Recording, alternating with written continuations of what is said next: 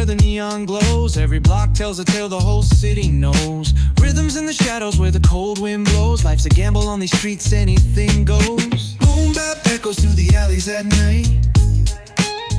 Hello friends, welcome back to my YouTube channel. So हम लोग अपना एलेनो का लेक्चर 4 स्टार्ट करते हैं। In this video we will learn about the linear optimisation. So majorly we will cover two topic, that is how we will calculate the graphical solution for linear programming problem, and also we will look on the simplex table or simplex method, how we can solve a LPP problem using a simplex method. So let's start our video. तो हम लोग start करते हैं graphical method. Graphical method हम लोग कब use करेंगे? Basically जब भी हमारे LPP प्रॉब्लम में सिर्फ 2 वेरिएबल होंगे और या तो प्रॉब्लम में लिखें, प्रॉब्लम में गिवन होगा कि हमको इसको यूजिंग ग्राफिकल मेथड सॉल्व करना है, तभी हम लोग अपने LPP को ग्राफिकल मेथड से सॉल्व करेंगे। सो इसको सॉल्व करने के क्या स्टेप्स होते हैं? तो स्टेप्स ये हम लोग को गिवन है कि हम लोग को करना क्या होगा। हम लोग को बेसिकली जो भी हमारे डिसीजन वेरिएबल होंगे उनको एज अ एक्सेस ले लेना होगा। देन क्या करना होगा कि हमारे जो भी कंस्ट्रेंट होंगे हम लोग उन कंस्ट्रेंट को सेटिस्फाइड करते हुए एक फीजिबल रीजन ड्रॉ करेंगे, और देन उन फीजिबल रीजन के हम लोग एक्सट्रीम पॉइंट्स निकालेंगे, और फिर उन एक्सट्रीम पॉइंट्स का वैल्यू हम लोग अपने ऑब्जेक्टिव फंक्शन से निकालेंगे। फिर चेक करेंगे कि जो भी वैल्यू अगर मैक्सिमम पूछा है तो उन सभी बाउंड्री पॉइंट्स पे जो वैल्यू मैक्सिमम हो जाएगी वो हमारा ऑप्टिमल सॉल्यूशन हो जाएगा, या मिनिमम पूछा है तो उन सभी वैल्यू पे जो भी वैल्यू हमारा मिनिमम हो जाएगा वो आंसर हो जाएगा।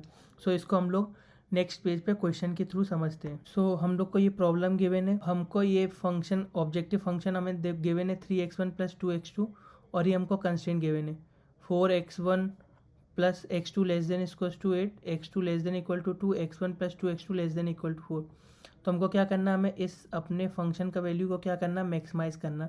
और सब्जेक्ट 2 में क्या गिवन है, कंस्ट्रेंट ये गिवन है, और हमको ये बोला है कि हमारे जो भी डिसीजन वेरिएबल का वैल्यू है वो हमारा पॉजिटिव है। ठीक है, तो इसको करने के लिए हम लोग क्या कर सकते हैं? इसको करने के लिए सिंपल हम लोग क्या करेंगे, क्या बोला था कि हम लोग को सिंपल लाइन ड्रॉ करना होगा एज अ एक्सिस। तो हम लोग मान लेते ये हमारा x2 है,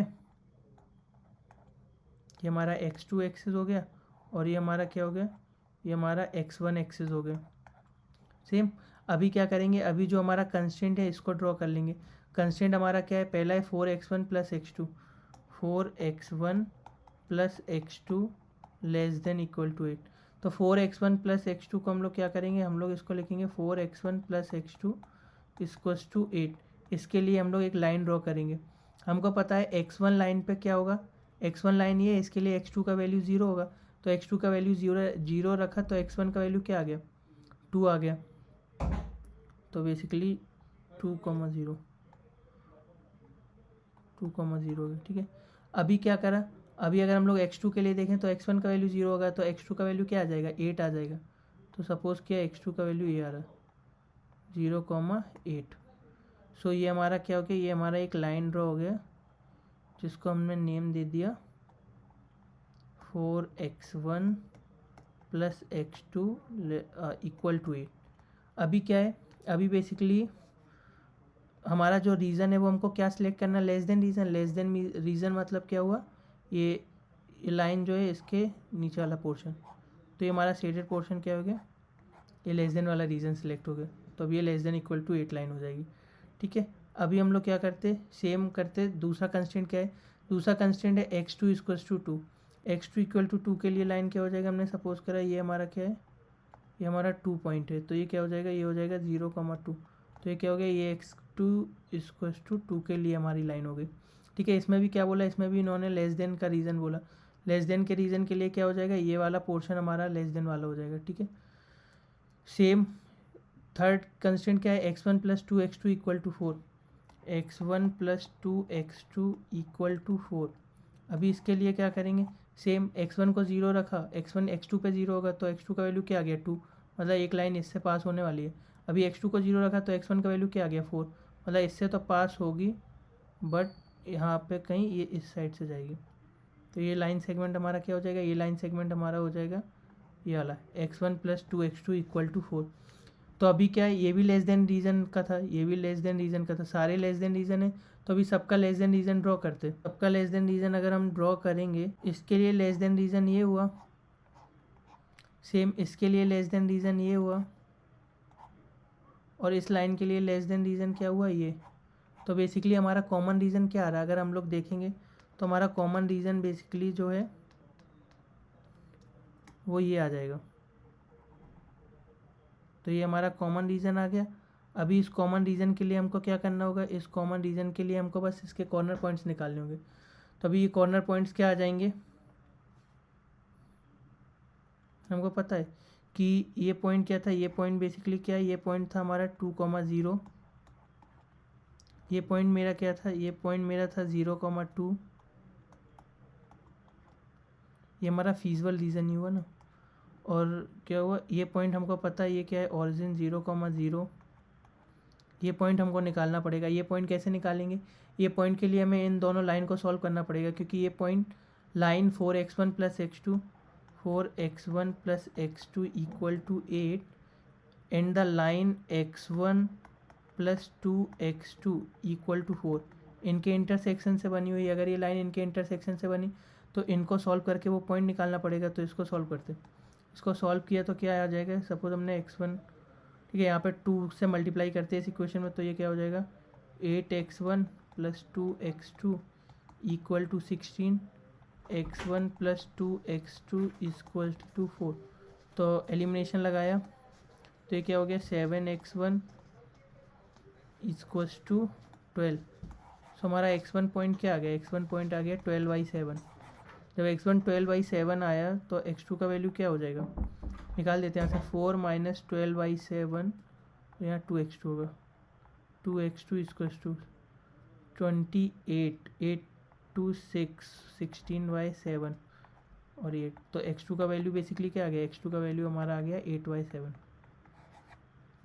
तो हमारा एक पॉइंट क्या आ गया, ये पॉइंट आ गया 12/7, 8/7। सिंपल। अभी क्या करेंगे, ये हमारे पॉइंट्स मिल गए। अभी इन पॉइंट्स में हम अपने ऑब्जेक्टिव फंक्शन का वैल्यू निकाल देंगे। ऑब्जेक्टिव फंक्शन हमारा क्या था, 3x1 + 2x2। अभी हमें x1 x2 पॉइंट के लिए 4 पॉइंट्स पता है। अभी हम उन 4 पॉइंट्स को इस फंक्शन में रखेंगे, और जिस भी पॉइंट से हमारे फंक्शन का वैल्यू सबसे मैक्सिमम आ जाता है वही हमारा आंसर हो जाएगा, जो कि हम लोग नेक्स्ट पेज पर देख सकते हैं। ठीक है, तो एक पॉइंट हमारा था 0,0, एक था 2,0, 12/7, 8/7 एंड 0,2। सो सबसे फंक्शन का वैल्यू जो मैक्सिमम आया वो किस पे आया, 7.43 पे। तो ये पॉइंट क्या हो गया है, पॉइंट 12/7, 8/7, ये जो हो गया ये हमारा बेसिकली फीजिबल पॉइंट हो गया। और इस पर जो फंक्शन का वैल्यू है वो क्या आ रहा है, 7.43। ठीक है, तो आई गेस ये आप लोग को, आई थॉट ये आप लोग को समझ आ गया होगा। तो हम लोग चलते हैं नेक्स्ट प्रॉब्लम की ओर। सेम क्वेश्चन, ये हम लोग को क्या करना है, इसको भी हम लोग को ग्राफिकल मेथड से सॉल्व करना है। तो हम लोग को ग्राफिकल मेथड कंफर्टेबल हो गए, तो इसको हम सॉल्व नहीं कर रहे, बस बता दे रहे हैं कैसे सॉल्व करना, बाकी आप लोग देख सकते हैं। ऑब्जेक्टिव फंक्शन क्या है, ये अब की बार इसको हमको क्या करना है, मिनिमाइज़ करना। ठीक है, मिनिमाइज़ करना कुछ नहीं, कंस्ट्रेंट ये गिवन है। सो हम लोग का सेम ही एम रहेगा। क्या एम रहेगा, सबसे पहले x1 x2, 2 एक्सेस लिया, यहाँ x2 लिया, यहाँ x1 लिया, 2 एक्सेस बनाया। ठीक है, कंस्टेंट वाली लाइन बनाई, x1 + 3x2 = 3। बेसिकली अगर x1 x2 के लिए क्या होगा, x1 0 हुआ तो x2 का वैल्यू क्या आ गया, 1। तो बेसिकली ये पॉइंट क्या होगा, ये बेसिकली हमारा होगा 0,1। ठीक है, और ये हमारा क्या है, 3,0। ठीक है, ये 3,0 हो गया। ठीक है, सेम इसके लिए ये पॉइंट क्या हो गया, ये 0,2 हुआ। सेम ये क्या हो जाएगा, ये 2,0 होना चाहिए, क्योंकि ये लाइन हमारा कौन सा, ये लाइन हमारा है x1 + x2 > 2। और ये लाइन हमारा कौन सा, ये लाइन हमारा है x1 + 3x2 > 3। ठीक है, आई गेस ये समझ आ गया होगा। अभी क्या करना होगा, सेम एम होगा कि इसमें क्या है, ग्रेटर देन का रीज़न लेना। अगर हमको ग्रेटर देन का रीज़न लेना है तो हमको पता है इस लाइन के लिए ग्रेटर देन का रीज़न क्या हो जाएगा, ये वाला रीज़न, ये रीज़न हुआ। और सेम x1 + x2 लाइन ये है, इसके लिए ये रीज़न हुआ। तो दोनों का कॉमन रीज़न क्या हो जाएगा, कॉमन रीज़न बेसिकली सिंपल ये आ जाएगा, हाईलाइटेड रीज़न। सो ये जो है ना, ये रीज़न हमारा क्या हो गया, ये हमारा कॉमन रीज़न हो गया।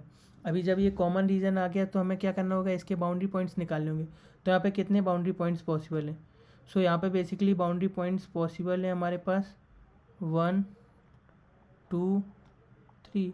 सिंपल 3 बाउंड्री पॉइंट्स पॉसिबल हैं, बाकी तो अनबाउंडेड पॉइंट्स हैं। अनबाउंडेड पॉइंट्स से हमको कुछ मतलब नहीं होगा, सिर्फ हमको बाउंड्री पॉइंट्स ही चाहिए होगा जो कि डेफिनेट बाउंड्री पॉइंट्स हो।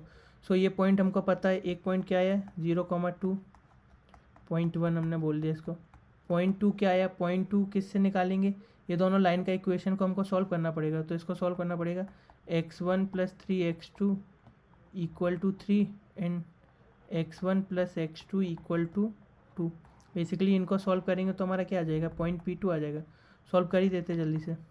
तो ये हो गया 2x2 = 1, तो x2 क्या आ गया 1/2, x2 1/2 आया, तो x1 क्या हो जाएगा, x1 हो जाएगा 3/2।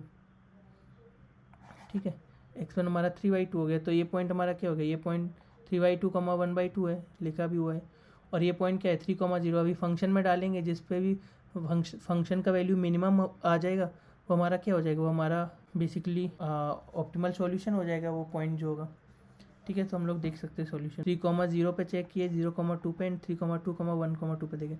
हमने चेक किया कि फंक्शन का वैल्यू इस पर मिनिमम आया, तो ये हमारा क्या हो गया, ये हमारा जो हुआ ये ऑप्टिमल सॉल्यूशन हो गया और ये हमारा पॉइंट हो गया जिस पे ये फंक्शन का वैल्यू ऑप्टिमल आ रहा है। ठीक है, आई थिंक ये ग्राफिकल मेथड था जो आप लोग को समझ आ गया हो गया। अभी हम लोग नेक्स्ट प्रॉब्लम गिवन हो तो उसको किस तरीके से एलपीपी में कन्वर्ट करेंगे। सो एक वर्ड प्रॉब्लम को एलपीपी में कन्वर्ट करके देखते हैं। तो हमको ये गिवन है, a manufacture firm produces 2 machine parts using lathes and milling machines and grinding machines. The different machining times required for each part. The machining times available on different machines and the profit of each time part are given in the following table. So हमको ये table given है, हमको इसको LPP में convert करना होगा। सो इस table को हम लोग एलपीपी में किस तरीके से कन्वर्ट करेंगे वो चेक करते हैं। हमको बोला गया कि types of machine, machine 1, machine 2 and the maximum time available per week in minute we have given that. So let's machine part 1 कितना करती 10 और कितना टाइम इसको लगता मशीन पार्ट 2 को 5। सो मैक्सिमम टाइम इसके लिए कितना अवेलेबल है, मैक्सिमम अवेलेबल है, मैक्सिमम से कम भी अवेलेबल हो सकता है। सो इक्वलिटी क्या आ जाएगी, लेस देन का, less than equal to. Milling machines देख लिया, ग्राइंडिंग मशीन्स भी सेम है। और प्रॉफिट पर यूनिट हमको कितना प्रॉफिट चाहिए मशीन पार्ट 1 से $50 का एंड मशीन पार्ट 2 से $100 का। सो हम लोग को क्या करना, हम लोग को प्रॉफिट को मैक्सिमाइज़ करना। अगर प्रॉफिट को मैक्सिमाइज़ करना है तो हम लोग सपोज़ करते हैं कि पार्ट 1 जो है, पार्ट 1 से हमारा x प्रॉफिट हो रहा और पार्ट 2 से हमारा, पार्ट 2 मशीन से y प्रॉफिट हो रहा। सो हमारा ऑब्जेक्टिव फंक्शन क्या बन जाएगा, x1 x, y में फंक्शन जो बनेगा वो बन जाएगा 50x + 100y। इस फंक्शन का वैल्यू को हमको क्या करना, इसका वैल्यू को हमको मैक्स निकालना। देन अभी कंस्टेंट क्या बन जाएंगे, सब्जेक्ट टू या कंस्टेंट। कंस्टेंट बेसिकली क्या बन जाएंगे, बेसिकली एक्स और वाई क्या है, एक्स और वाई टाइम टेकन है, time taken for machine part 1 and part 2। So constant क्या बन जाएंगे, कंस्टेंट बेसिकली हमारा बन जाएगा 10x + 5y। अभी क्या है मैक्सिमम टाइम इतना है तो मैक्सिमम से कम हो सकता है, तो 2500। Same goes for 4x + 10y less than equal to 2000। So x + 1.5y less than equal to 450। Same अभी फिर क्या करना है, इनको हम लोग ग्राफिकल मेथड से सॉल्व कर सकते हैं, क्योंकि लिखा तो नहीं है ग्राफिकल मेथड से सॉल्व करना किससे करना, बट अभी तक हम लोग ने ग्राफिकली देखा है तो हम लोग सिर्फ ग्राफिकली से सॉल्व करेंगे, नेक्स्ट पार्ट में देख सकते हैं। सो अगर हम लोग चेक करें तो हमको पता है कि लेट द सॉल्यूशन में बोला गया है कि let the number of machine parts one and manufacture पर be denoted by X and Y respectively. ठीक है, द कंस्टेंट क्या बन जाएंगे 10x 4x x plus less than inequality. ठीक है, वेरिएबल्स जो होने चाहिए नेगेटिव नहीं हो सकते। हाँ ये मस्ट है कि जब भी हम लोग कंस्टेंट बनाएंगे तो ये भी लिखना पड़ेगा कि x is greater than equal to 0 and y greater than equal to 0। Profit को क्या करना, हमको मैक्सिमाइज़ करना। सिंपल, ये हमारा क्या हो गया, ऑब्जेक्टिव फंक्शन बन गया। अभी इसको क्या करा, सॉल्व कर दिया। अभी जब इसको सॉल्व करा, सेम जिस तरीके से लाइन ड्रॉ कर रहे थे लाइन ड्रॉ किया, फिर क्या करा, ये हमारा कॉमन पॉइंट आया, इसके फीजिबल पॉइंट्स निकाले, सॉरी इसके हमने बाउंड्री पॉइंट्स निकाले, ये 4 बाउंड्री पॉइंट्स आ गए। इन सभी बाउंड्री पॉइंट्स पे चेक करा फंक्शन का वैल्यू, जिस पे भी फंक्शन का वैल्यू मैक्स आ गया वो हमारा क्या हो गया, आंसर हो गया। Simple easy peasy steps. So अभी हम लोग आगे बढ़ जाते हैं। आई थिंक अब ये आपको ग्राफिकल मेथड क्लियर हो गया एंड अभी आपको अगर प्रॉब्लम गिवन हो तो उसको एलपीपी में कैसे कन्वर्ट करेंगे वो भी क्लियर हो गया। तो अभी हम लोग देखते हैं सिंप्लेक्स मेथड। सो सिंप्लेक्स मेथड क्या होता है? सिंप्लेक्स मेथड भी एक तरीका होता है लीनियर प्रोग्रामिंग प्रॉब्लम को सॉल्व करने का या लीनियर ऑप्टिमाइजेशन प्रॉब्लम को सॉल्व करने का। इसमें हम लोग ये एक आइटरेटिव मेथड होता है। आइटरेटिव मेथड बेसिकली हम लोग एक ही स्टेप को बार बार करते रहेंगे जब तक एक हमारा कंडीशन मेट नहीं कर जाता। जब हमारा बेस कंडीशन मेट कर जाएगा तो हम लोग स्टॉप कर जाएंगे, तब तक हमको इस स्टेप को रिपीट करना होगा। ठीक है, इसका हम लोग यूज़ करते हैं for calculating optimal solution for the linear programming problem. I think इसको पढ़ने से अच्छा है हम लोग प्रॉब्लम के थ्रू देखते हैं कि हम लोग कैसे सिंप्लेक्स मेथड सॉल्व करते हैं। लोग आगे बढ़ जाते हैं। दो मोस्ट इम्पॉर्टेंट कंडीशन कोई भी एलपीपी प्रॉब्लम को सिंप्लेक्स मेथड से सॉल्व करने के पहले। जब भी हम लोग किसी भी एलपीपी को सिंप्लेक्स मेथड से सॉल्व कर रहे हो उसके पहले हमको दो कंडीशन का ध्यान रखना पड़ेगा। वो दो कंडीशन क्या है? वो दो कंडीशन है, फर्स्ट कंडीशन है कि the decision variables in the linear programming problem should be non negative. Decision variables क्या थे? कल बताया था। डिसीजन वेरिएबल्स जो भी हमारे फंक्शन में वेरिएबल गिवन होते हैं वो क्या होते हैं? Decision variable. तो यहाँ कितने वेरिएबल गिवन है? x1 x2, दो वेरिएबल गिवन है तो हमारे x1 x2 क्या हो गए? डिसीजन वेरिएबल हो गए। And second condition, the right hand side of each constant inequality should be non negative. जो भी कांस्टेंट इनइक्वालिटी के राइट हैंड साइड में होना चाहिए उसका वैल्यू पॉजिटिव होना चाहिए। अगर उसका वैल्यू नेगेटिव है तो हमें क्या करना पड़ेगा? तो हमें पूरे कंस्टेंट में -1 से मल्टीप्लाई करना पड़ेगा उसको पॉजिटिव बनाने के लिए। आगे लिखा भी है, in case any linear programming problem has negative resource value it should converted into positive value by multiplying both side of constant inequality by -1। I think ये चीज़ आपको समझ आ गया होगा कि सिंप्लेक्स लगाने के पहले हमको ये दो कंडीशन चेक करना पड़ेगा। ठीक है, इसमें हम लोग सिंप्लेक्स लगाते हैं, इसके पहले दो कंडीशन जो हमने बोला है वो चेक कर लेते हैं। हमारे डिसीजन वेरिएबल पॉजिटिव है। हाँ, हमारे डिसीजन वेरिएबल पॉजिटिव है। ठीक है, पहला कंस्टेंट चेक। दूसरा कंस्टेंट क्या? हमारे इनइक्वालिटी की राइट हैंड साइड पॉजिटिव है। हाँ, हमारी इनइक्वालिटी की राइट हैंड साइड पॉजिटिव है। तो हम लोग सिंप्लेक्स लगा सकते हैं। हाँ, हम लोग सिंप्लेक्स मेथड को सॉल्व कर सकते हैं। हम लोग देखते हैं कि हम लोग इसको किस तरीके से सिंप्लेक्स मेथड के थ्रू सॉल्व करते हैं। सिंप्लेक्स मेथड से सॉल्व करने के पहले अभी आपको हम टेबल का फॉर्मेट बताते कि वो टेबल का फॉर्मेट एज इट इज़ ही रहता है, तो उसको हम लोग अगर याद कर लें तो वो एक अच्छा ऑप्शन होगा। इसके पहले कुछ थ्योरी है वो थोड़ा देख लेते हैं। सेम चीज़ कि अगर हमारा राइट हैंड साइड में नेगेटिव होता तो हमें -1 से बोथ साइड इनइक्वालिटी मल्टीप्लाई करना पड़ेगा उसको चेंज करने के लिए। अभी क्या आता है कि मेरा मेन एम होता है जो इनइक्वालिटी होती हैं उस देखो सिंप्लेक्स मेथड अभी हम लोग देख रहे हैं कि हम लोग अपने प्रॉब्लम को किस तरीके से सिंप्लेक्स मेथड से सॉल्व करेंगे। किसी भी प्रॉब्लम को सिंप्लेक्स मेथड से सॉल्व करने के लिए हमको क्या करना पड़ता है? जो हमारी इनइक्वालिटी होती हैं उसको हम लोग इक्वालिटी कंस्ट्रेंट में बनाते। अभी इक्वालिटी कंस्ट्रेंट में किस तरीके से बनाएंगे? इक्वालिटी कंस्ट्रेंट में जब हम लोग कन्वर्ट करते हैं तो या तो हम लोग स्लैक वेरिएबल ऐड कर सकते हैं या हम लोग सरप्लस वेरिएबल ऐड कर सकते हैं। अगर अभी हमको कैसे पता चलेगा स्लैक वेरिएबल ऐड करेंगे कि सरप्लस वेरिएबल ऐड करेंगे? सरप्लस वेरिएबल को ही आर्टिफिशियल वेरिएबल भी बोल देते हैं। तो अभी कब पता चलेगा हम लोग कौन सा वेरिएबल ऐड करेंगे? सिंपल है कि जब लेस देन का इनइक्वालिटी टाइप होगा। जब इनइक्वालिटी टाइप लेस देन का हुआ तो हम लोग क्या वेरिएबल ऐड करेंगे? Slack variable. अगर हमारा इनइक्वालिटी ग्रेटर देन टाइप हुआ तो हम लोग क्या वेरिएबल सब्ट्रैक्ट करेंगे या ऐड करेंगे? Minus of surplus variable. ठीक है, सिंपल। अभी क्या हुआ कि अगर हम लोग देखें अपने प्रॉब्लम में तो हमारा प्रॉब्लम में क्या था? हमारा प्रॉब्लम में क्या था? ऑब्जेक्टिव फंक्शन तो था 3x1 + 2x2। सिंपल, ये ऑब्जेक्टिव फंक्शन था। कंस्ट्रेंट किसका था? Less than type. हमने बोला अभी देखो सिंपल सा स्लैक वेरिएबल सरप्लस वेरिएबल सिर्फ नेमिंग है। याद करना है तो करो, नहीं करना मत करो। हम आपको डायरेक्ट बताते कि क्या करना होगा। अभी क्या है? 2x1 + x2 <= 18। इसका मतलब क्या हुआ? इसको इक्वलिटी कंस्ट्रेंट में बदलना। लेस देन को जब हम लोग इक्वलिटी में बदलेंगे तो कैसे बदलेंगे हमको पता ना? ये चीज़ का वैल्यू जो है वो छोटा होगा 18 से, तभी तो ये लेस देन की इनइक्वलिटी है। तो इसमें हमको क्या करना पड़ेगा? कुछ ऐड करना पड़ेगा। तो सिंपल है 2x1 + x2। अभी हमको इसमें कुछ ऐड करना पड़ेगा जिसको हम लोग बोल देते हैं स्लैक वेरिएबल। तो हमने s1 ऐड करा और ये किस में कन्वर्ट हो गई, इक्वलिटी कंस्ट्रेंट में। सो पहला कंस्ट्रेंट के चेंज हो गया, सेम 2x1 प्लस 3x2, ये लेस देन में थी तो इसमें नया वेरिएबल ऐड हो जाएगा s2 और ये 42 में कन्वर्ट हो जाएगी। सेम अगर हम लोग बात करें इसका तो 3x1 प्लस x2, इसमें हम लोग क्या ऐड कर देंगे s3 और ये किसकी इक्वल हो जाएगी 24 के।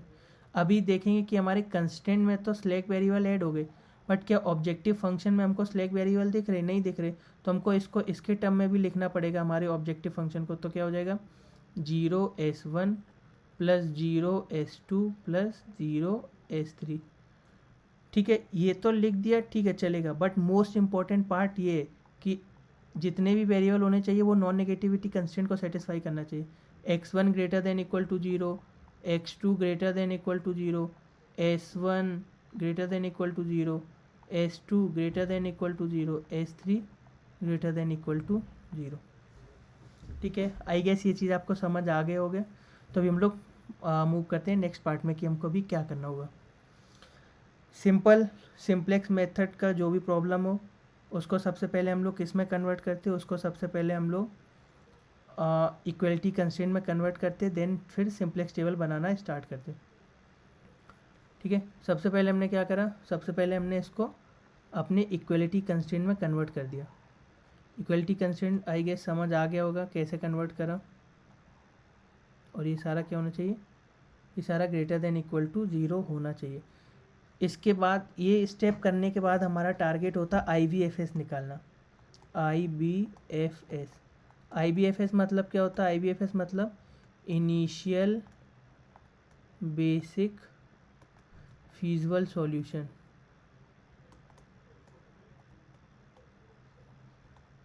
So initial basic feasible solution कैसे निकालते, so initial basic feasible solution निकालने के लिए हमारा टारगेट क्या होता, हमको सबसे पहले काउंट करना पड़ता है टोटल नंबर ऑफ़ वेरिएबल्स कितने हैं। तो 1 2 3 4 5 टोटल वेरिएबल कितने हुए हमारे पास, n का वैल्यू कितना हुआ 5। टोटल नंबर ऑफ कंस्टेंट कितने हुए 1 2 3। अभी n माइनस m 2, बेसिकली इतने वेरिएबल का वैल्यू क्या होना चाहिए 0, मतलब डिसीजन वेरिएबल का वैल्यू क्या होना चाहिए 0। तो हमारे पास मिनिमम 2 डिसीजन वेरिएबल का वैल्यू 0 होना चाहिए इनिशियल बेसिक फिजिबल सॉल्यूशन निकालने के लिए। तो अब हम लोग किसको 0 रखेंगे, अभी हमको पता है ना कि पहला टारगेट हमारा होता है कि जो हमारे डिसीजन वेरिएबल होते हैं उनको हम लोग 0 बनाते हैं। अभी जब डिसीजन वेरिएबल अगर 0 नहीं हो रहे होते तो फिर हम लोग नेक्स्ट वेरिएबल पे शिफ्ट करते कि किसको 0 बनाना, वो हम लोग प्रैक्टिस करते करते सीख जाएंगे किसको बनाना। तो अभी क्या हुआ कि हमको पता, हमको बेसिकली 2 वेरिएबल का वैल्यू क्या रखना पड़ेगा IBFS निकालने के लिए। सिंपल, क्या कितने वेरिएबल हैं 5, कितनी इक्वेशन है 3, डिफरेंस कितना है 2 मतलब हमको 2 डिसीजन वेरिएबल का वैल्यू 0 रखना पड़ेगा। और अगर हम बोलें तो हमारे पास 2 ही डिसीजन वेरिएबल थे इस LPP में। तो अभी 2 डिसीजन वेरिएबल का वैल्यू 0 कैसे हो जाएगा, हम बोल देंगे x1 का वैल्यू क्या हो गया 0, x2 का वैल्यू क्या हो गया 0। अभी क्या होगा कि अगर हमने इनका वैल्यू बोल दिया 0 है तो हम लोग अभी जो हमारे कंस्टेंट हैं उनके थ्रू हम लोग बाकी बचे हुए वेरिएबल्स का वैल्यू निकाल सकते। तो हमारे पास स्लैक वेरिएबल्स बचे S1 S2 S3 और इनका वैल्यू हम लोग निकाल सकते। कैसे, x1 को 0 रखा, x2 को 0 रखा, S1 का वैल्यू क्या आ गया 18, सेम S2 का वैल्यू क्या आ गया 42, S3 का वैल्यू क्या आ गया 24। तो ये जो पूरा सॉल्यूशन सेट आया ये हमारा क्या हो गया, ये हमारा हो गया IBFS initial basic feasible solution. अभी जब हमारा पहला IBFS बन जाता है इनिशियल बेसिक फिजिबल सॉल्यूशन, फिर हम लोग क्या करते हैं, फिर हम लोग टेबल बनाना स्टार्ट करते। अभी टेबल कैसे बनाएंगे, टेबल हम लोग नेक्स्ट पेज पे देखते हैं कि टेबल कैसे बनाते। ठीक है, आई गेस यहाँ तक समझ आ गया होगा। सो सेम इन्होंने आपके ऑब्जेक्टिव फंक्शन को इस फॉर्म में लिख दिया, आपका इनिशियल बेसिक फिजिबल सॉल्यूशन निकाला x1 0 x2, सो ये आ गया।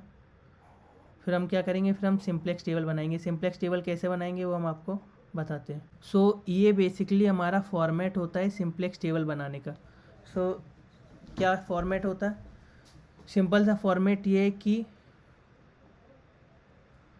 सबसे पहले हमको लिखना होता है B, मतलब बेसिक वेरिएबल क्या है CB, सी बी में बेसिकली क्या था, जो हमारा ऑब्जेक्टिव फंक्शन था उसमें जो भी कोफिशिएंट थे, जो भी बेसिक वेरिएबल हैं उनके कोफिशिएंट यहाँ लिखे जाएंगे।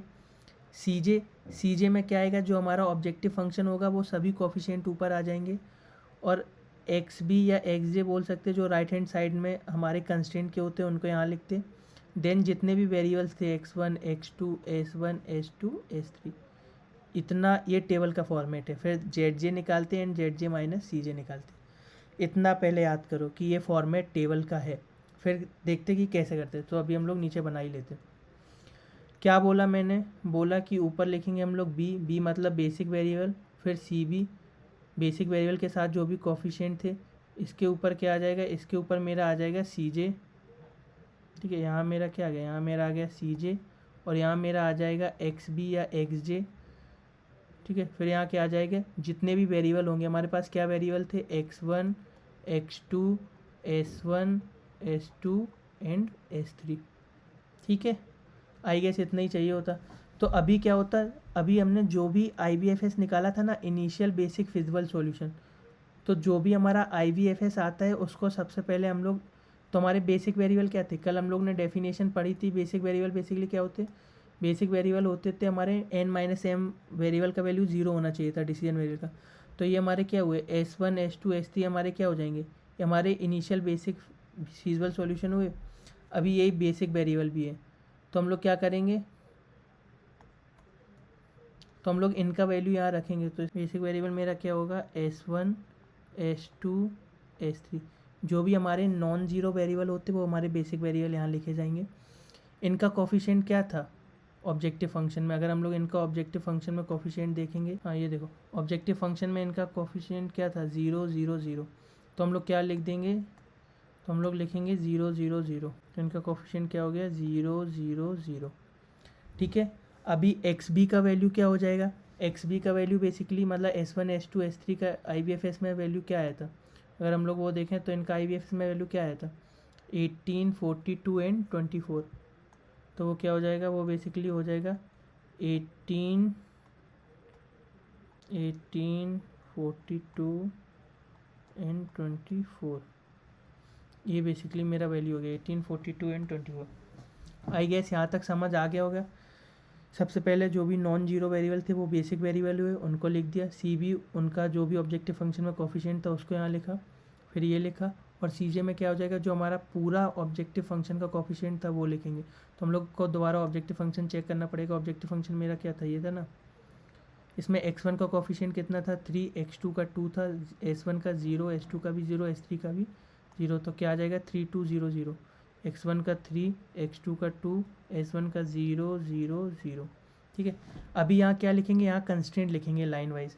सो s1 इक्वल्स टू 18 किसके थ्रू आया था, किस इक्वेशन के through, s1 equal to 18, s1 equal to 18 इस इक्वेशन के थ्रू आया था ना।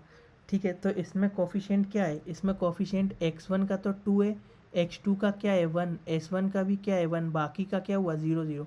तो 2 1 1 0 0 क्या आ जाएगा, आ जाएगा 2 1 1 0 0। सेम अभी s2 का वैल्यू 42 किस कंस्टेंट के थ्रू आया था, s2 का वैल्यू 42 इस कंस्टेंट के थ्रू आया था। तो x1 का 2, x2 का 3, s1 का क्या है 0, s2 का क्या है 1, s3 का क्या है 0। सो 2 3 0 1,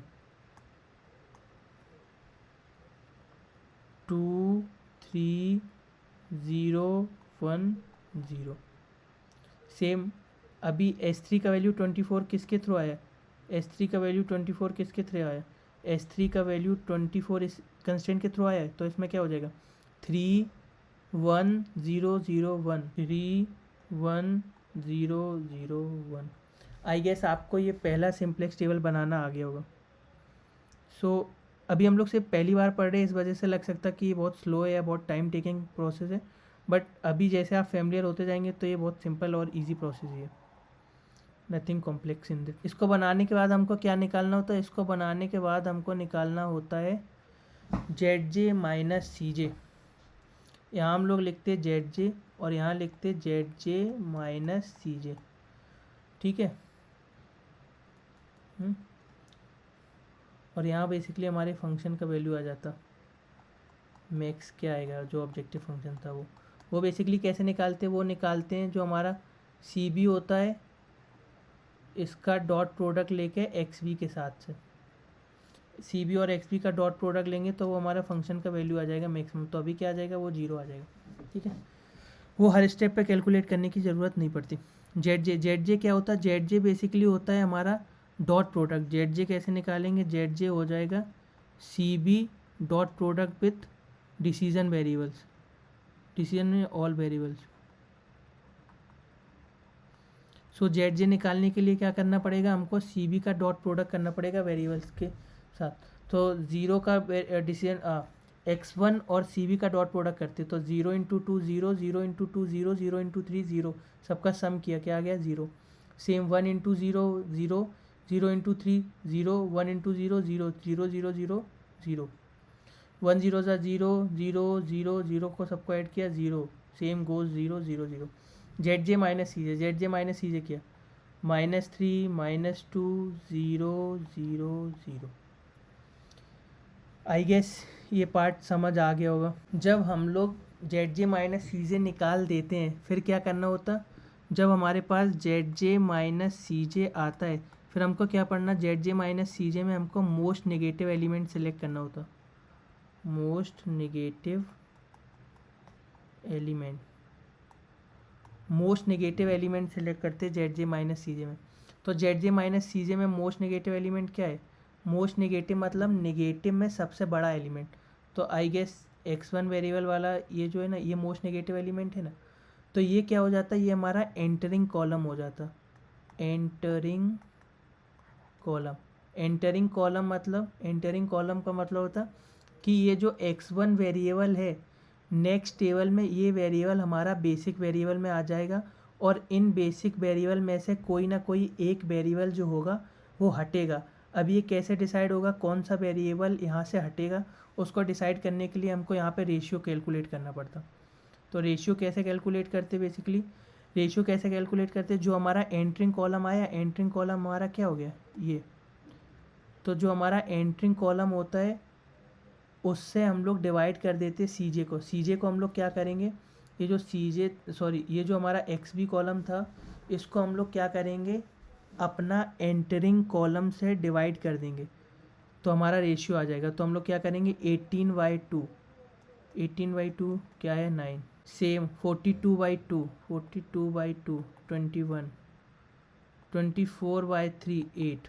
अभी क्या हुआ, जो हमारा रेशियो आता है इसमें हमको सेलेक्ट करना होता है लीस्ट पॉजिटिव वैल्यू या लीस्ट नॉन नेगेटिव वैल्यू। यहाँ हमको मोस्ट नेगेटिव एलिमेंट सेलेक्ट करना होता है, यहाँ हमको सेलेक्ट करना होता है least positive value, least positive और least non negative value I guess. ठीक है, सो यहाँ पे लीस्ट पॉजिटिव वैल्यू क्या है, लीस्ट पॉजिटिव वैल्यू हमारा क्या हुआ 8। जो हमारा लीस्ट पॉजिटिव वैल्यू होता ना, आई गेस ये इसके लिए था, ये इसके लिए है, ये इसके लिए, ये जिस भी रो का हमारा लीस्ट पॉजिटिव वैल्यू होता है उस रो को क्या करना पड़ता, उस रो को हमको हटाना पड़ता। तो हमारा लीस्ट पॉजिटिव वैल्यू किसके लिए आया, S3 के लिए, तो हमको क्या करना पड़ेगा, हमको बेसिकली S3 रो को रिमूव करना पड़ेगा। सो अब हमारा बेसिक वेरिएबल में से S3 तो हट जाएगा, S3 को हट के कौन आ जाएगा x1। सो जब हम नई टेबल बनाएंगे तो S3 हट के x1 आ जाएगा और x3 हट जाएगा और बाकी टेबल अपडेट हो जाएगी। और ये भी चेक करते कि टेबल अपडेट कैसे होती। ठीक है, अभी करते। सो अभी क्या हुआ, आई गेस यहाँ तक समझ आ गया होगा। सो ये हमारा क्या हुआ, ये हमारा एंटरिंग कॉलम हुआ, ये हमारा क्या हुआ, ये हमारा रिमूविंग रो हुआ। अब बेसिकली इनका जो भी कॉमन एलिमेंट होता है, ये जैसे यहाँ कॉमन एलिमेंट क्या है, कॉमन एलिमेंट आया हमारे पास 3, तो 3 हमारा क्या हुआ, 3 बेसिकली हमारा पाइवेट एलिमेंट हो गया। 3 हमारा क्या हो गया, 3 हमारा क्या हो गया, 3 हमारा बेसिकली पाइवेट एलिमेंट हो गया। आई गेस यहाँ तक समझ आ गया होगा। अभी अगर इतना पार्ट समझ आ गया तो यू आर ऑल गुड। अभी हम लोग नेक्स्ट स्टेप समझते हैं कि इसको करने के बाद क्या करना होता। तो ये तो हमारा आइट्रेशन 1 हुआ।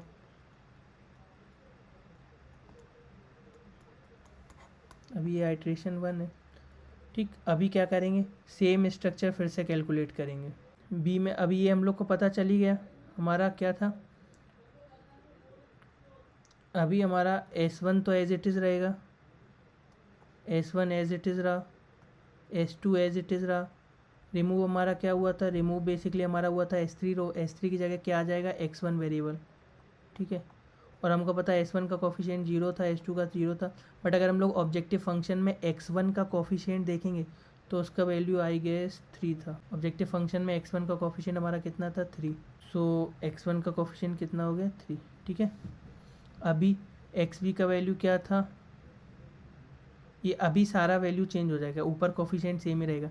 X1 का 3, X2 का 2, S1 का 0 0 0, इतना पार्ट सेम रहेगा, बाकी सारा पार्ट चेंज हो जाएगा। अभी बताते वो नया टेबल कैसे बनेगा।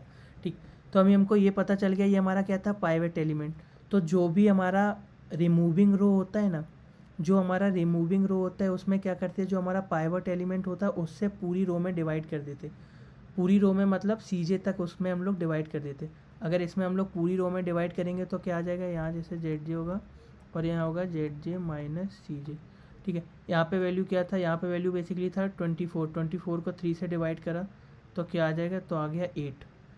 ठीक है, जब 3 को 3 से डिवाइड करा तो ये क्या आ गया, 1। इसको डिवाइड करा तो ये हो गया 1/3। 1 को डिवाइड करा 1/3, ये 0/3 0, 0/3 0, 1/3 1। सो क्या आ गया, 0 0 अगेन 1/3। तो ये तो हमारी रिमूविंग रो वाला बन गया। अभी जो हमारा पाइवट एलिमेंट जहाँ होता है ना, इसके ऊपर ऑटोमेटिकली 0 बना देना होता। बेसिकली हमारा हम लोग करते क्या है, हम लोग इसको रो एक्लियन फॉर्म में कन्वर्ट करते हैं, बट हम लोग इतना मैथमेटिकली नहीं सोचते क्योंकि इतना एग्ज़ाम टाइम पे हमारे पास टाइम नहीं होता, हमको ये टेबल को बहुत जल्दी जल्दी बनाना होता। सो ये वैल्यू हमारा क्या हुआ, ये वैल्यू को हमने पाइवट एलिमेंट से डिवाइड करा, ये 1 हो गया। इसके ऊपर क्या आ जाएगा, इसके ऊपर सिंपल 0 आ जाएगा, इसके ऊपर भी सिंपल 0 आ जाएगा। आँख बंद करके ये 0 0 कर देना। ठीक है, फिर क्या होता, फिर सपोज़ करो कि अभी तो हमारा पाइवट एलिमेंट इधर आया तो इसके ऊपर 0 0 कर दिया। अगर ये बीच में आता तो क्या होता, ऊपर वाला वैल्यू भी 0 हो जाता, नीचे वाला वैल्यू भी 0 हो जाता। इसके ऊपर भी 0 कर देना होता, इसके नीचे भी 0 कर देना होता। ठीक है, फिर क्या करते, फिर ये चेक करते कि हमारा रिमूविंग रो में 0 कहाँ था। जहाँ भी हमारा रिमूविंग रो में 0 था ना, वो वैल्यू हमारा सेम रहता। तो बेसिकली हमारा रिमूविंग रो में 0 यहाँ है, यहाँ है, तो इनके ऊपर वाला वैल्यू सेम रहेगा। तो इनके ऊपर क्या था, इनके ऊपर वैल्यू था 0 1 1 0, तो ये वैल्यू एज इट इज़ रहेगा, 0 1 0 1 0 1 हो जाएगा 0 1। आई गेस ये पार्ट समझ आ गया होगा। अभी इतना करने के बाद हमको क्या करना होता है, इतना करने के बाद सिंपल हम लोग को ये जो भी अब बची हुई वैल्यू है इनको कैलकुलेट करना होता। अभी मेन एम होता है इन वैल्यू को कैलकुलेट कैसे करते। सो इन वैल्यू को कैलकुलेट करने के लिए सिंपल सा एक फार्मूला या मेथड जो भी है उसको याद कर लो। कुछ फार्मूला टाइप नहीं है, सिंपल सा ये है कि इससे हमको पुरानी टेबल की हेल्प लेनी पड़ेगी। जैसे हमको x2 कॉलम में पहला वैल्यू निकालना, x2 कॉलम में पहला वैल्यू निकालना, तो इसके लिए क्या करेंगे, इसके लिए सिंपल सा है कि जो भी हमारा प्रीवियस एलिमेंट था, प्रीवियस एलिमेंट क्या था x2 में 1, देन 1 माइनस क्या हो जाएगा, हम लोग चेक करेंगे कि इसके करस्पॉन्डिंग जो हमारा पाइवेट कॉलम था, पाइवेट कॉलम मतलब जो एंटरिंग कॉलम था उसमें वैल्यू क्या है, तो इसके करस्पॉन्डिंग के लिए इस कॉलम में वैल्यू क्या है, 2, तो 2 इंटू, और जो भी हमारी रिमूविंग रो थी उसमें वैल्यू क्या है, उसमें वैल्यू क्या है 1, तो क्या हो जाएगा 2 इंटू 1 अपॉन में पाइवेट एलिमेंट क्या था 3, तो ये बेसिकली क्या हो गया 1 माइनस 2/3। सो ये वैल्यू क्या आ जाएगी, ये वैल्यू आ जाएगी 1/3। सो ये क्या आ जाएगी, ये आ गई 1/3। आई गेस अभी समझ नहीं आएगा बट समझ आ जाएगा। अभी इसके लिए क्योंकि हमको क्या निकालना, हाँ S3 के लिए भी निकालना, S3 के लिए भी निकालना ना, तो S3 के लिए क्या हो जाएगा, प्रीवियस एलिमेंट क्या था 0 माइनस इस वाली रो में जो हमारा पाइवेट कॉलम था या जो हमारा एंटरिंग कॉलम था उसका वैल्यू क्या था 2।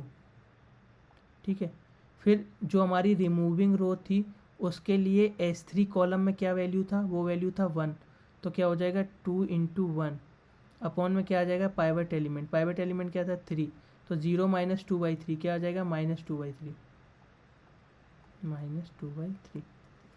अगर हम लोग सिंपली देखेंगे तो हम लोग कर क्या रहे, ये जो भी हमारा एंटरिंग कॉलम था और जो भी हमारा रिमूविंग रो था उनके बस एलिमेंट का मल्टीप्लाई कर रहे और डिवाइड बाई पाइवट एलिमेंट कर रहे। सो क्या था, प्रीवियस वैल्यू माइनस, इसमें इसके लिए इस पूरी रो के लिए क्या एलिमेंट यूज़ होगा, 2, और ये कॉलम के लिए एलिमेंट चेंज होता रहेगा। तो क्या हो जाएगा 1 minus 2 into 1 divide by pivot element, 1 minus 2 into 0 divide by 3, इस वजह से ये वैल्यू सेम ही रही। ठीक है, ये भी सेम रहेगी, ये आ जाते हैं 0 0 माइनस इसके लिए क्या है 2 2, और फिर क्या है ये 1 1 divide by pivot element. I guess अभी समझ आ गया होगा। अभी ये एक्स बी का भी निकालते। एक्स बी का वैल्यू क्या हो जाएगा, पुराना वैल्यू क्या था, पुराना वैल्यू था 18 माइनस इसके लिए क्या वैल्यू है 2 करस्पॉन्डिंग रो में क्या वैल्यू है 24, 2 into 24 divide by pivot element, 3 8 जा 24, 8 2 जा 16, तो 18 माइनस 16 क्या आ जाएगा 2। सेम इसके लिए भी करते हैं, अब थोड़ा फास्ट करते हैं। 42 माइनस इसके करस्पॉन्डिंग कॉलम में वैल्यू क्या है 2, रो में वैल्यू क्या है 24 डिवाइड बाई 3, 3 8 जा 24, 16 26।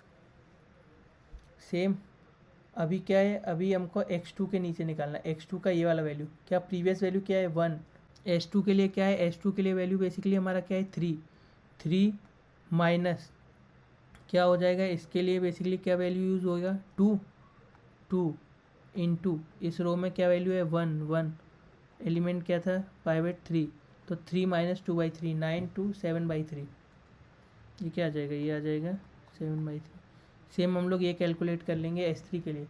S3 के लिए क्या आ जाएगा, S3 के लिए कैलकुलेट 0 माइनस इसके लिए क्या है 2 और 1, 2 1/3, तो ये क्या आ जाएगा -2/3, क्या आ गई -2/3। सेम जेड कैसे निकालेंगे, dot product of C B और इनका वेरिएबल, तो ये क्या आ गया 3, ये क्या आ गया 0 0, 3 into 1/3 1 0 0 1, Z J minus C जे 3 माइनस 3 0 -1 0 0 1 माइनस 0 1।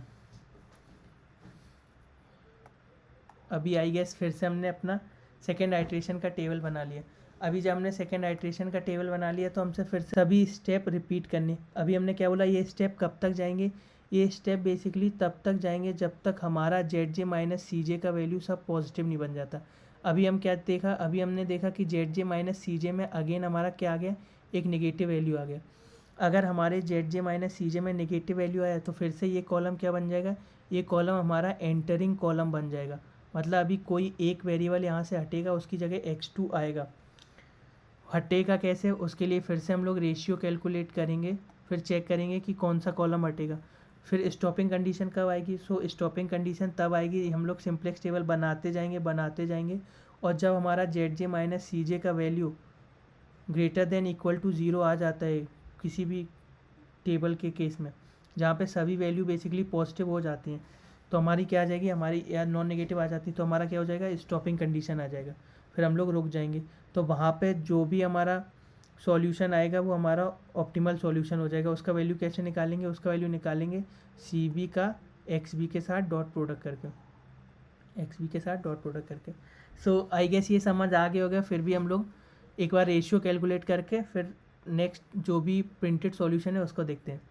सो रेशियो कैसे कैलकुलेट करेंगे, सेम एक्स बी को डिवाइड करेंगे x2 से, सो 2 डिवाइड बाई 1/3, तो क्या हो जाएगा 6।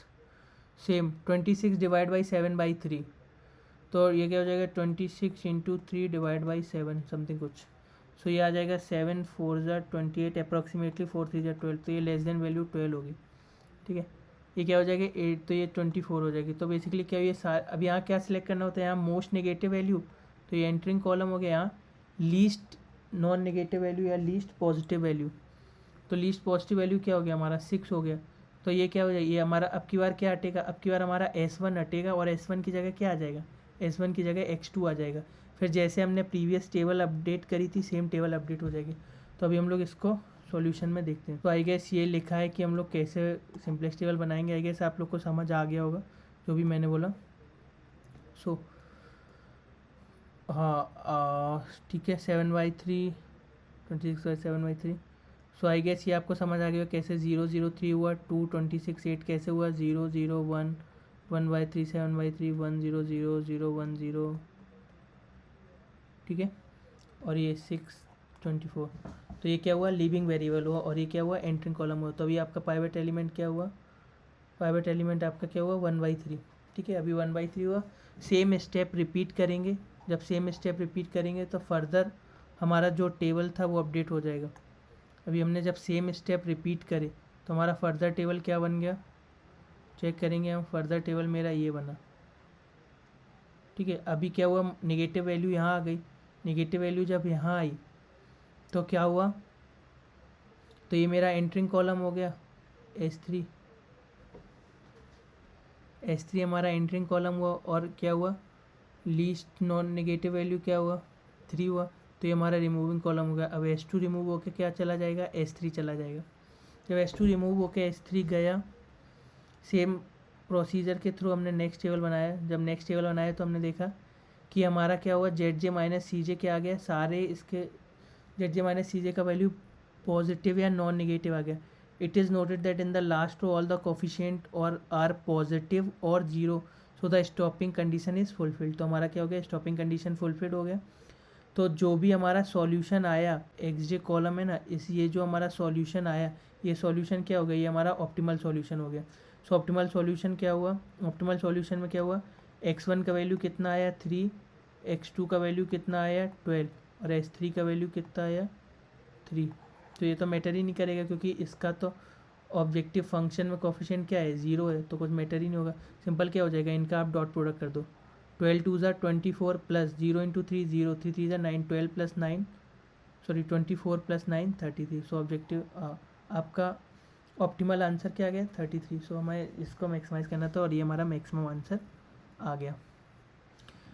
सो आई गेस आपको सिंप्लेक्स मेथड समझ आ गया होगा। अगर आपने इसको एक बार भी प्रैक्टिस करा तो आई गारंटी दैट आप लोग इसको ईजिली एग्ज़ाम में कर सकते हो और इससे टफ क्वेश्चन सिंप्लेक्स पे नहीं आता। आगे जो भी मेथड होंगे उनको हम लोग फर्दर पढ़ेंगे। What is big M method, what is artificial 2 phase method, phase 1 and phase 2। फिर हम लोग डुअलिटी ऑफ LPP भी देखेंगे एंड फर्दर मोर भी LPP में हम लोग बहुत कुछ देखने वाले हैं।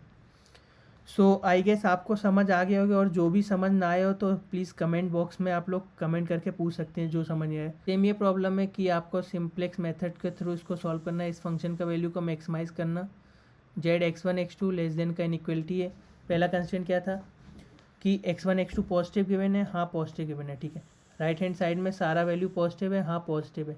क्या हम लोग सिंप्लेक्स लगा सकते हैं, हाँ सिंप्लेक्स लगा सकते हैं। इसको बदल दिया स्लैक वेरिएबल ऐड करके तो क्या हो जाएगा, जेड बन जाएगा आपका x1 plus x2 plus 0s1 plus 0s2 plus 0s3 और क्या बन जाएगा x1 plus 2x2 plus s1 equal to 6, 2x1 plus x2 plus s2 equal to 16, x1 plus 4x2 plus s3 equal to 6।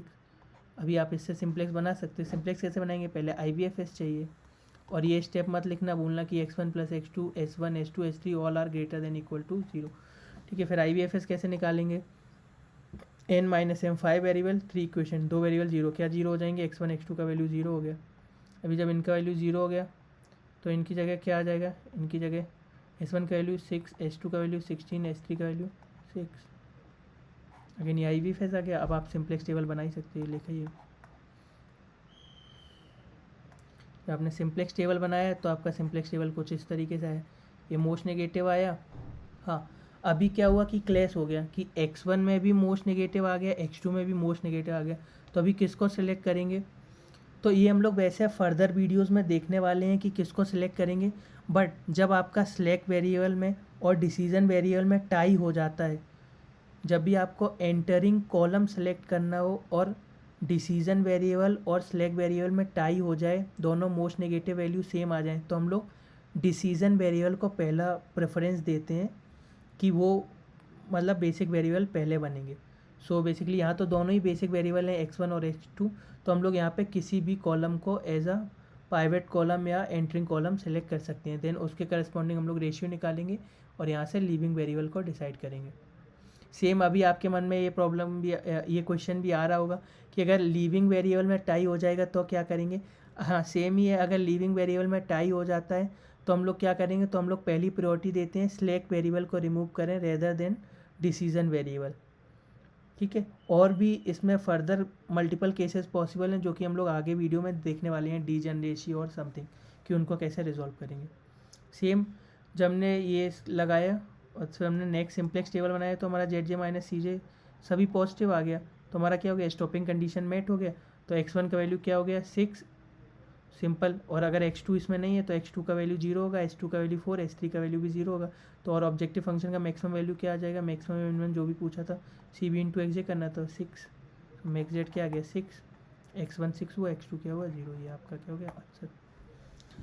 I guess आपको समझ आ गया होगा। और अभी उन्होंने पहले x1 को एंट्रिंग कॉलम लिया था, अभी x2 को एज ए एंट्रिंग कॉलम लिया। सो क्या हुआ, x2 को जब हमने एंट्रिंग कॉलम लिया तो हमारी नंबर ऑफ स्टेप्स बढ़ गई, बट ये तो रैंडम है कि किसको लेंगे तो स्टेप बढ़ेगा कि नहीं बढ़ेगा, वो डिसाइडिंग फैक्टर नहीं है। ठीक है, सेम जब लिया तो फिर से हमको एक बार और सिंप्लेक्स लगाना पड़ा, अगेन और सिंप्लेक्स लगाना पड़ा। जब हमने इधर सिंप्लेक्स लगाए तो इस बार मेरा आंसर जो आया वो 4 टाइम सिंप्लेक्स टेबल लगाने के बाद 4 टाइम में आंसर आया। सो बट आंसर सेम ही आएगा, x1 का 6, x2 का 0, मैक्स जेड क्या आ गया 6 आंसर। सो आई गेस आप प्रैक्टिस करेंगे तो समझ जाएंगे। नेक्स्ट क्वेश्चन आता, नेक्स्ट क्वेश्चन में भी सेम ही करना, x1 x2 greater than equal to 0, very good, सारा पॉजिटिव राइट हैंड साइड, सारा पॉजिटिव, स्लैक वेरिएबल में कन्वर्ट कर दिया, ये फंक्शन बन गया। IBFS निकाल दिया, IBFS निकाल दिया, 4 वेरिएबल्स 2 इक्वेशन, 2 को 0, x1 x2 0, ये आ गया 40। IBFS बना, टेबल बन गई, टेबल बन गई।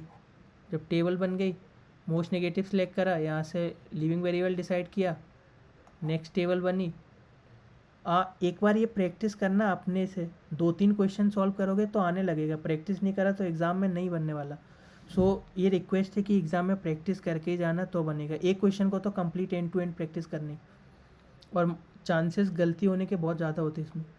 ठीक है, सेम किया, मोस्ट नेगेटिव, ये लिविंग वेरिएबल है ना, नेगेटिव वाला तो इसमें छूना ही नहीं होता। सेम ये आ गया, इसमें हमारा फिर से आया, इसमें हाँ अभी देखो क्या हो गया कि मोस्ट नेगेटिव वैल्यू तो हमारा हो गया, जेड जे माइनस सी जे में हमारा क्या आया, जेड जे माइनस सी जे में हमारा मोस्ट नेगेटिव वैल्यू आ गया। बट क्या हुआ, जब हमने जेड जे माइनस सी जे के करस्पॉन्डेंस रेशियो निकाला तो हमारा रेशियो दोनों में क्या आ गया, नेगेटिव वैल्यू। जबकि यहाँ पे हमको क्या सिलेक्ट करना होता है, non negative value, non negative या लीस्ट पॉजिटिव वैल्यू सेलेक्ट करना होता हमको। अब हम यहाँ लीस्ट पॉजिटिव वैल्यू सेलेक्ट ही नहीं कर सकते, तो जब ये कंडीशन आ जाती है तो हमारा जो सॉल्यूशन होता है वो अनबाउंडेड सॉल्यूशन हो जाता। जैसे हमने ग्राफिकल मेथड से सॉल्व कर रहे थे तो सेकंड प्रॉब्लम में देखा था अनबाउंडेड सॉल्यूशन थे, बट उसमें कुछ बाउंड्री पॉइंट्स थे, इसमें कुछ बाउंड्री पॉइंट्स भी नहीं होंगे मे बी।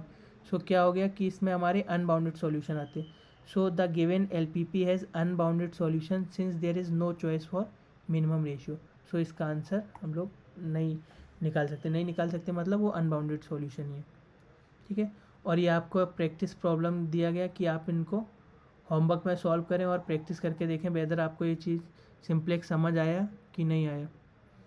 सो इसको ईजी है, ईजी फीजी इसलिए ईजी है ना, कितने वेरिएबल, 3 वेरिएबल, कितने कंस्टेंट 1 2 3, x1 x2 सभी पॉजिटिव हैं, पहला स्टेप चेक हो गया, लेस देन है, लेस देन है, लेस देन है, सभी राइट हैंड साइड पॉजिटिव है। ठीक है, कितने स्लैक आ जाएंगे, S1 S2 S3, total variable कितने हो गए 6, टोटल कंस्टेंट कितनी है 3, कितने वेरिएबल 0 होने चाहिए 3, क्या 0 हो जाएगा, x1 x2 x3 क्या हो जाएगा 0, देन सॉल्व कर देना फर्दर। सो आई थिंक आपको सिंप्लेक्स मेथड समझ आ गया होगा, और इस वीडियो में मैंने जो भी पढ़ाया ग्राफिकल मेथड, सिंप्लेक्स मेथड, और जो भी थोड़ी बहुत टर्मिनोलॉजी न्यू टर्म्स आपको सुनना होगा वो भी आई गेस समझ आ गया होगा। So I think that's all for that video, मिलते हैं नेक्स्ट वीडियो में, till then bye bye guys, and please like share and subscribe my YouTube channel as well. मिलते हैं नेक्स्ट वीडियो में. Bye bye. Concrete drains where the neon glows. Every block tells a tale the whole city knows. Rhythms in the shadows where the cold wind blows. Life's a gamble on these streets, anything goes. Boom bap echoes through the alleys at night. Soulful samples lift the darkness to light. Deep kicks pounds like a heartbeat fight. These gritty vibes keep my story inside.